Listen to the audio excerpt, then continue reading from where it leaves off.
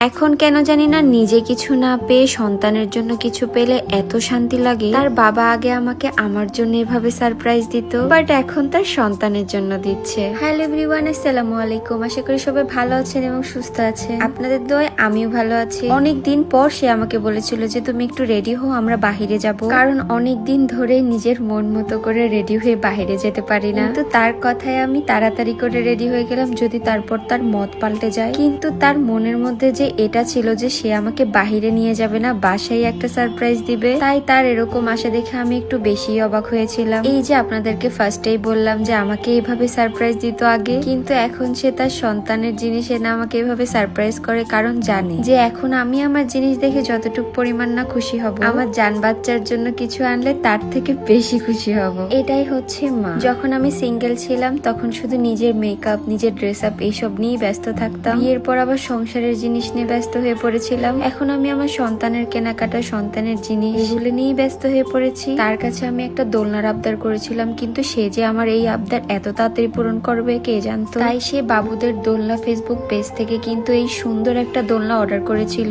দোলনাটা কিন্তু অনেক বেশি সুন্দর ছিল, আর এখানে আমাকে ধরে গেস করতে বলতেছিল যে বলো এটা কি। আমি তো কোনোভাবেই বুঝতে পারতেছিলাম না যে আসলে এটা কি এনেছে আমার জন্য। তারপর যখন সে আমার চোখ খুলে দেয় আমি তো অবাক হয়ে যাই, কজ দোলনার কোয়ালিটি এত বেশি ভালো ছিল, এত বেশি সুন্দর ছিল। ওদের মতো কিন্তু তোমরাও এরকম সুন্দর দোলনা অর্ডার করতে পারো বাবুদের দোলনা ফেসবুক পেজ থেকে। তোমাদের সুবিধার্থে কিন্তু বাবুদের দোলনা ফেসবুক পেজ আমি আমার ক্যাপশনে মেনশন করে দিব, তো এখনই অর্ডার করো। এটার সিস্টেম কিন্তু অনেক বেশি সুন্দর ছিল। এমনি একটা মশারি দেওয়াই ছিল, তারপর আবার এক্সট্রা মশারি দেওয়া ছিল। আগের দিনগুলো আমার সময়ই পার হতো না, বাট এখনকার দিনগুলো যে কিভাবে সময়গুলো যায় নিজেও বুঝতে পারি না। সংসার দেন, বাবুকে টেক কেয়ার করা, তার সাথে তো আমার প্রফেশন আছে। গাইস, আজকে আমি যে ড্রেসটা পরে আছি তোমরা আমাকে অনেকেই জিজ্ঞেস করো যে আমি এসব ড্রেসগুলো কই থেকে নেই। আজকের এই সুন্দর থ্রি পিসটা কিন্তু আমি নিয়েছি রোজা ফ্যাশন ফেসবুক পেজ থেকে। তোমরা যারা এরকম ড্রেস অর্ডার করতে চাও আমাদের জন্য কিন্তু রোজা ফ্যাশন ফেসবুক পেজ আমি আমার ক্যাপশনে মেনশন করে দিব, তা এখনই অর্ডার করো। তো যাই হোক গাইস, এখন একটু আমার কাজেরও সুবিধা হবে, কারণ যেহেতু এখন আমার সব দিক একা সামলাইতে হয়। যখন আমি আমার সংসারের কাজ করব তখন কিন্তু এখানে বাবুকে দোল দিয়ে দিয়ে রাখতে পারবো। আর ছোট বেবিদের কিন্তু এরকম দোল দিলেই তারা ঘুমায় পড়ে। আমার হাজবেন্ডকে অনেক অনেক অনেক ধন্যবাদ যে সে আমার কষ্ট বুঝেই কিন্তু এই দোলনাটা আমাকে আনিয়ে দিয়েছে। আর এখানে সে আমাকে বারবার বোঝাচ্ছিল যে দোলনার কোয়ালিটি অনেক ভালো, সে কখনোই পড়তে পারবে না বা পড়ে যাবে না। সব শেষে এটাই বলবো যে